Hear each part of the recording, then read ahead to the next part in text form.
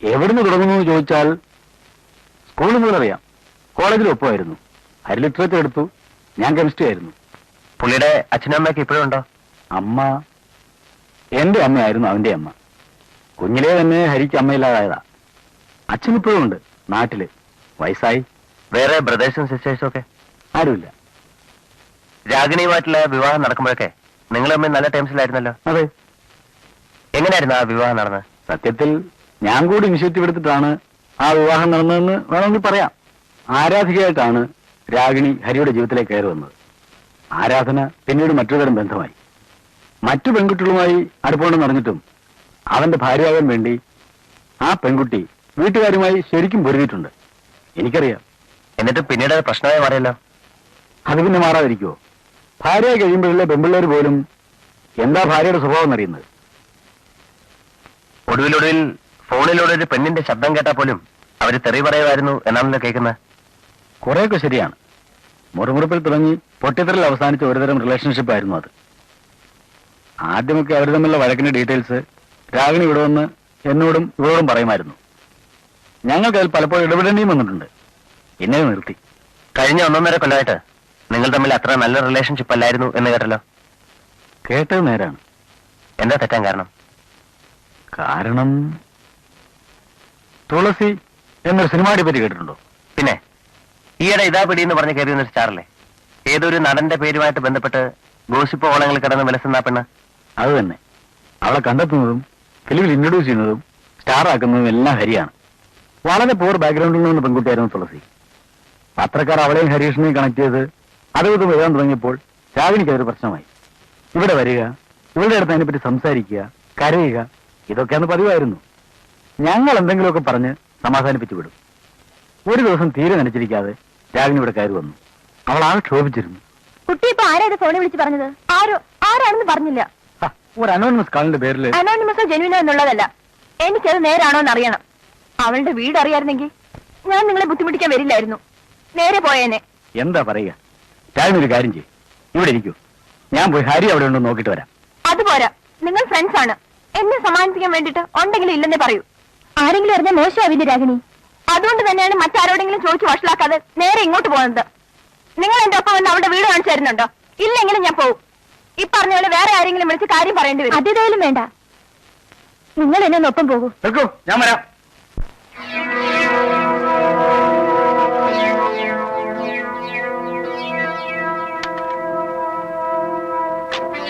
സാറിന് ഇങ്ങോട്ട് കയറി വരാം.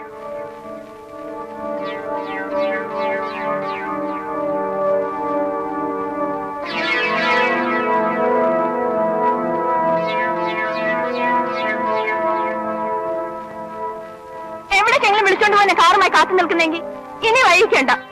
എനിക്കിതൊന്ന് നേരിട്ട് കണ്ടാൽ മാത്രം മതിയായിരുന്നു. സ്റ്റാർ ആവാൻ നിൽക്കുന്നു. ഇതുപോലെ നാളെ ഡയറക്ടർമാരുണ്ടെങ്കിൽ ഏത് തേവിടിശിക്ക് സ്റ്റാർ ആവാം. ചുമ്മായല്ല പത്രക്കാരൻ നിന്നെ പറ്റി പറയുന്നത്. അതിന് കൂട്ടു നിൽക്കാൻ ഒരു തള്ളേ വേണ്ടാത്ത പറയരുത്. അമ്മേന്ന് മിണ്ടാൻ നിൽക്കുന്നുണ്ടോ? എന്താണ് ആവശ്യമില്ല സീൻ ഉണ്ടാക്കാതെ. ആവശ്യമില്ലാതെയോ? ഇതിന് ഞാൻ മിണ്ടില്ലെങ്കിൽ പിന്നെ ഏതായി ആവശ്യമുള്ളത്? ആ കുട്ടി എന്റെ പടത്തിൽ വർക്ക് ചെയ്തുകൊണ്ടിരിക്കുന്ന ഒരു ആർട്ടിസ്റ്റാണ്. എനിക്ക് അവളോട് പലതും ഡിസ്കസ് ചെയ്യാനുണ്ടാവും.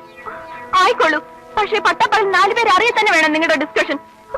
ഇവളുമാർക്കോ നാണോ മാനോ ഇല്ല. എന്തിനും തയ്യാറായി ഇറങ്ങിയിരിക്കുക. നിങ്ങൾ 4 പേര് അറിയുമെന്ന് പോലും ഒന്ന് ഓർക്കാതെ.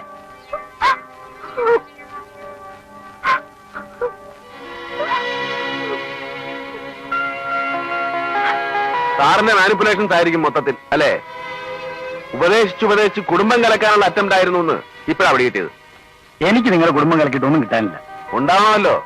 ഭർത്താവിന് അങ്ങനെ ആവാമെങ്കിൽ എനിക്ക് ഇങ്ങനെയും ആവാം എന്നൊരു ഭാര്യയ്ക്ക് തോന്നാൻ വളരെ എളുപ്പമാണല്ലോ. ഹരി, അനാവശ്യം പറയരുത്. മിണ്ടരുതാ പട്ടി.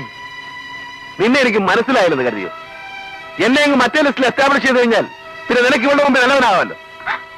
ഒരു ഫിലിം മേക്കർക്ക് അയാളുടെ തൊഴിലുമായി ബന്ധപ്പെട്ട് ഒരുപാട് പേരെ മീറ്റ് ചെയ്യേണ്ടി വരും. അതിലാണും പെണ്ണും ഉണ്ടാവും. അതിന്റെ എല്ലാം പിന്നാലെ മാസം വന്നിട്ട് വീട്ടിലെ സൗകര്യം കിട്ടാൻ ശ്രമിച്ചാലുണ്ടല്ലോ, അടിച്ചിനെ കഴുത്താൻ തിരിച്ചോളെ. നീ അത് പോയിക്കോളൂ.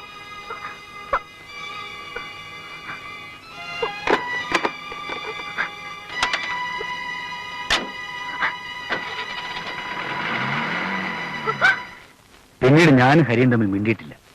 ആ പെണ്ണ് ആദ്യത്തെ പടത്തോടെ സ്റ്റാറായി. ഹരി വാശിക്കെടുത്ത അടുത്ത പടത്തോടെ സൂപ്പർ സ്റ്റാറും. പക്ഷെ പക്ഷെ പിന്നീട് അവർ ഒന്ന് തെറ്റി. ഞാനൊരു സ്ത്രീയെ സംശയിക്കുന്നുണ്ട്. പക്ഷെ അത് രാഗിണിയാണ്. രാഗിണിയെ പോലെ ഒരു പെൺകുട്ടിക്ക് ഒറ്റയ്ക്ക് ഹരികൃഷ്ണനെ പോലൊരു പുരുഷനെ അങ്ങനെ കൊലപ്പെടുത്താൻ കഴിയുമെന്ന് എനിക്ക് തോന്നുന്നില്ല. സഹായത്തിന് ഒപ്പം ആരെങ്കിലും ഒരാൾ കൂടി വേണം.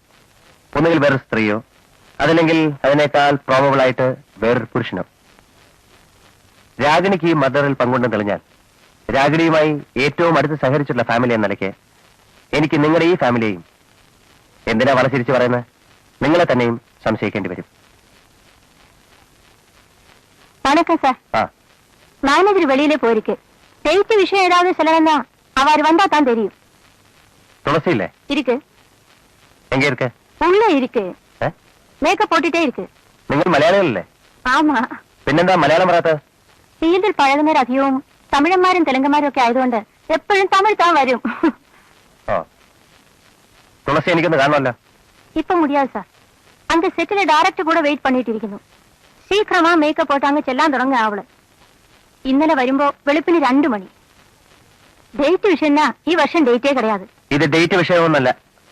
ഞാനിവരെ ഒരു കൊലക്കേസുമായി ബന്ധപ്പെട്ട് ക്വസ്റ്റ്യൻ ചെയ്യാമെന്ന പോലീസ് ഓഫീസറാണ്. വിളിക്കാവരെ ഇങ്ങോട്ട്. ഹരികൃഷ്ണ സാറിന്റെ? അത് തന്നെ സാർ. ഇപ്പൊ അവളെ വിളിച്ച് ചോദ്യം ചെയ്താ അവളുടെ മൂടേ പോയിടും. ഷൂട്ടിംഗും ക്യാൻസൽ ആവും. സായങ്കാലം വന്നാ നിമ്മതിയാ. സായങ്കാലം വെറുതെ വൈകുന്നേരം വരാനൊന്നും നേരമില്ല. നിങ്ങളെ കുട്ടിയെ കൊണ്ട് വിളിക്കേ.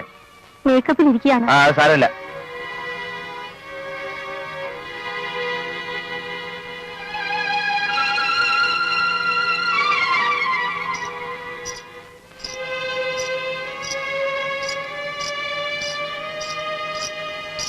ഇരിക്കൂ. വേറെ ആരും ഇവിടെ നിൽക്കണമെന്നില്ല.